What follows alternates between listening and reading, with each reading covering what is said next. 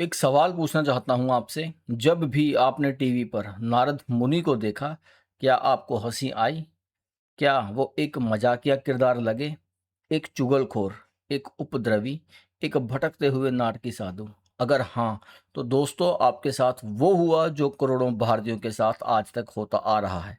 एक महान ऋषि को कॉमेडी शो का करेक्टर बनाकर रख दिया गया। आज हम उस झूठ को तोड़ेंगे। आज हम मिलेंगे असली नारद मुनि से, जो सप्त ऋषियों में गिने जाते हैं, जो ब्रह्मांड के पहले पत्रकार नहीं, पहले गुरु थे, जो भक्ति संगीत के जनक थे और जिनके एक वचन ने इतिहास तक बदल के रख दिया। तो नमस्कार, प्रणाम, जय श्री कृष्ण, जय श्री राम। स्वागत आप सभी का सनातन अनलॉक्ड में।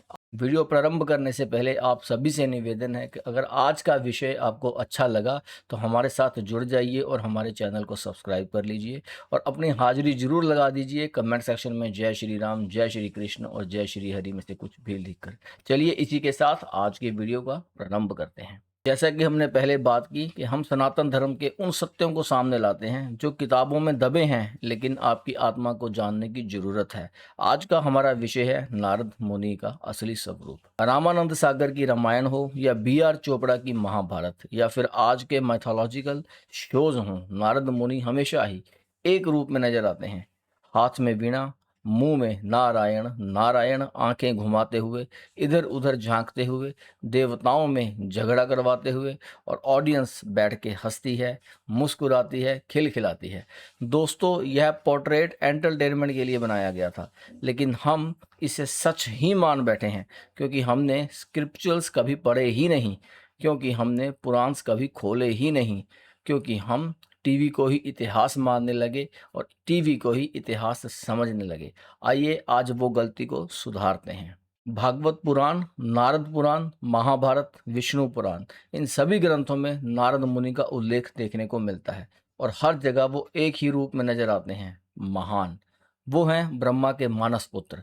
नारद मुनि किसी साधारण परिवार में नहीं जन्मे, ब्रह्मा जी के मन से उत्पन्न हुए, इसीलिए उन्हें मानस पुत्र भी कहा जाता है। इसका अर्थ है वो विचार से जन्मे हैं, संकल्प से जन्मे हैं। उनका अस्तित्व ही ब्रह्मांडीय चेतना का प्रतीक है। वो हैं सप्त ऋषियों में स्थान पाने वाले देव ऋषि। जी हाँ, देव ऋषि, यह उपाधि किसी को भी नहीं मिलती। देव प्लस ऋषि, जो देवताओं में भी ऋषि का दर्जा रखते हैं। देवता हैं और ऋषि भी हैं। नारद मुनि तीनों लोकों में स्वतंत्र विचरण करने वाले एकमात्र ऐतिहासिक ऋषि हैं। स्वर्ग, पृथ्वी और पाताल, कहीं भी, कभी भी, किसी भी समय। वो हैं विष्णु के परम भक्त। श्रीमद् भागवत में खुद भगवान विष्णु कहते हैं, देव ऋषि नाम च नारदः। देव ऋषि में मैं नारद हूँ। भगवत गीता के 10वें अध्याय में श्री कृष्ण ने नारद को अपनी विभूति बताया है। सोचिए, भगवान खुद कह रहे हैं कि मैं ही नारद हूँ। यह किसी कॉमिक कैरेक्टर की पहचान नहीं, यह एक महारथी, महाभक्त की पहचान है, जिसको हमने कार्टून मात्र बनाकर रख दिया। अब हम बात करते हैं उस चीज की जिसे टीवी ने, एंटरटेनमेंट ने और सिनेमा ने सबसे ज्यादा मिसयूज किया है, नारद मुनि की ट्रबल मेकिंग। लोग कहते हैं नारद जी ने यहाँ बात लगाई, वहां झगड़ा करवाया, लेकिन दोस्तों एक बार गहराई जानेंगे। वाल्मीकि के जन्म की बात करेंगे हम। एक डाकू था जिसका नाम था रत्नाकर। निर्दोष लोगों को लूटता था, हत्या करता था। नारद मुनि जी उनके सामने आए। उन्होंने एकमात्र सवाल पूछा, जिस परिवार के लिए तुम यह पाप करते हो, क्या वो सभी लोग तुम्हारे पाप में भागीदार बनेंगे? रत्नाकर घर गया, पूछा, जवाब मिला, नहीं। उस एक प्रश्न ने एक हत्यारे को, एक लुटेरे को, एक डाकू को महर्षि वाल्मीकि बना दिया, जिन्होंने आगे जाकर एक ऐतिहासिक रामायण लिखी। क्या यह ट्रबल मेकिंग थी या वह मानव इतिहास की सबसे बड़ी ट्रांसफॉर्मेशन थी? प्रहलाद की भक्ति की बात करेंगे तो हिरण्यकश्यप के घर में जन्मा एक बालक, जो अपने माता पिता, जो स्वयं को भगवान मानता था, के विरुद्ध खड़ा हो गया। यह साहस कहाँ से आया? नारद मुनि ने गर्भ में ही प्रहलाद को विष्णु भक्ति का ज्ञान दिया था। माँ के गर्भ में उस बच्चे के कान में नारायण का नाम पहुंचाने वाले महर्षि नारद ही थे।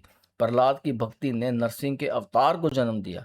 क्या यह गॉसिप्स थी? यह तो संपूर्ण ब्रह्मांड की रक्षा थी। नारद के षड्यंत्र जो हमें मोक्ष देते हैं, जय और विजय की कथा याद है? अगर नहीं तो मैं आपको बताता हूँ।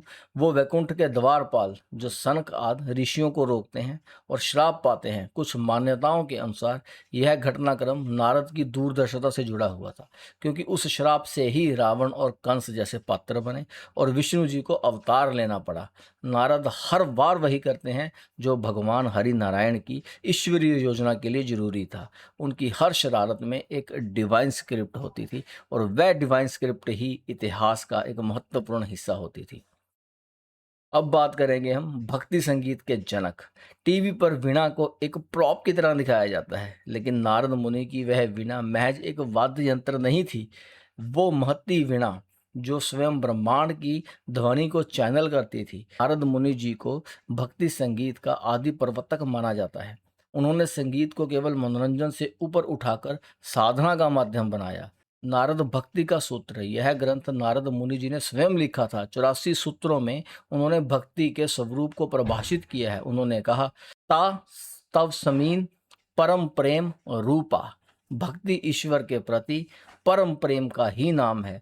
यह दर्शन किसी हंसाने वाले किरदार का नहीं, यह एक आत्मज्ञानी महर्षि की वाणी थी। नारद मुनि को अक्सर न्यूज कैरियर के रूप में दिखाया जाता है, जो इधर की बात उधर लगाए। लेकिन सोचिए, एक पल के लिए विचार कीजिए, जब देवलोक में कोई संकट आता था, जब भी पृथ्वी पर अधर्म बढ़ता था, जब भी किसी भक्त को मार्गदर्शन चाहिए था, तब नारद मुनि वहां पहुंच ही जाते थे। वो तीनों लोकों में विचरण इसलिए करते थे क्योंकि वो ब्रह्मांड के संतुलन के प्रहारी हैं। उनके पास अतीत, वर्तमान और भविष्य का ज्ञान था, इसीलिए उन्हें त्रिकालदर्शी भी कहा जाता है। अगर यही काम कोई आज करे तो उसे हम जर्नलिस्ट या फिर विजनरी कहेंगे। नारद वो पहले थे जिन्होंने इन्फॉर्मेशन को धर्म की सेवा में लगा दिया था। अब सवाल उठता है कि टीवी में इतना गलत क्यों दिखाया गया? सबसे बड़ी बात, टीआरपी का खेल। एक गंभीर ऋषि को कॉमेडी में बदलो, दर्शक ज़्यादा देखेंगे, हंसेंगे, एंटरटेनमेंट होगा। हमारी स्क्रिप्ट से दूरी। जब हम पुराण से नहीं टीवी देखते हैं तो यही सत्य लगता है। हमारी आज की पीढ़ी, हमारे पूर्वज, ये सब यही बताते हैं और सिखाते हैं कि हमारे जितने भी पुराण हैं, शास्त्र हैं, उनकी तरफ ज़्यादा ध्यान दिया जाए, ना कि टीवी एंटरटेनमेंट पर। Colonial mindset. अंग्रेजी शिक्षा में हमें अपने देवी देवताओं और ऋषियों को मैथोलॉजी का नाम देकर हमारे सामने रखा गया, यानी कि एक कल्पना मात्र। हमें सिर्फ और सिर्फ यही बताया गया और दिखाया गया कि ये एक कल्पना है। असली इतिहास कभी इसको माना ही नहीं गया। इसका परिणाम आज हमारी नई पीढ़ी नारद मुनि का नाम सुनकर मुस्कुराती है, हंसती है, उनका मजाक बनाती है, उनको मजाक का पात्र मानती है। लेकिन अगर उनसे नारद भक्ति के सूत्र के बारे में पूछा जाए तो गारंटी के साथ कहता हूँ कि एक ही जवाब मिलेगा, शांति, सन्नाटा और चुप्पी। अगर पूछो वाल्मीकि कौन थे, शायद जवाब मिल जाए और शायद ना ही मिले। यह हमारी सांस्कृतिक हानि है और इसे रोकना हमारी जिम्मेदारी है। नारद मुनि नारायण नारायण इसलिए नहीं बोलते कि वो अजीब लगें, वो इसलिए बोलते थे क्योंकि उनके लिए हर सांस में भगवान का स्मरण था। उनका हर कदम एक यात्रा थी, एक भक्ति की, एक सत्य की, एक प्रेम की। वो एक संत थे, एक सियर थे, एक टीचर थे और सबसे बढ़कर एक ऐसे भक्त थे जिन्होंने स्वयं भगवान ने अपनी विभूति कहा था। तो अगली बार जब आप टीवी पर नारद मुनि की कॉमेडी में देखें तो उस वक्त याद करना यह आज की बात, यह वीडियो, और याद करना हमारे ऋषि महान थे।